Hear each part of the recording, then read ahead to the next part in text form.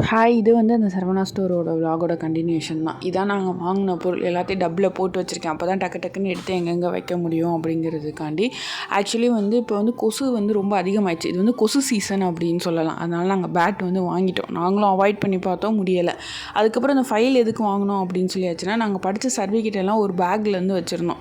எங்களுக்கு என்ன பயம் அப்படின்னா, என்னைக்காவது வேஸ்ட்டாக போயிடக்கூடாது இல்லை, அதனால தான் பத்திரமா சேவாக வச்சுக்கணும் அப்படின்னு சொல்லிட்டு அதை வச்சுருந்தோம். அன்றைக்கி வந்து பார்த்திங்கன்னா வடித்து சாப்பிட்லாம் அப்படின்னு சொல்லிட்டு என் ஹஸ்பண்ட் சொன்னார், 6 டேஸுமே குக்கரில் வச்சுட்டு ஒரு நாள் மட்டும் வடித்து சாப்பிட்றனால எதுவுமே நடக்காது அப்படின்னு. இருந்தாலும் ஓகே, எனக்கு அது பிடிச்சிருந்துச்சி அப்படின்னு சொல்லி வடித்தோம். இது வந்து மட்டன் எடுத்துருந்தோம், கொஞ்சம் தொக்கு மாதிரி வச்சுட்டு குக்கர்லேயே வந்து குழம்பு மாதிரி நாங்கள் வந்து பண்ணிட்டோம்.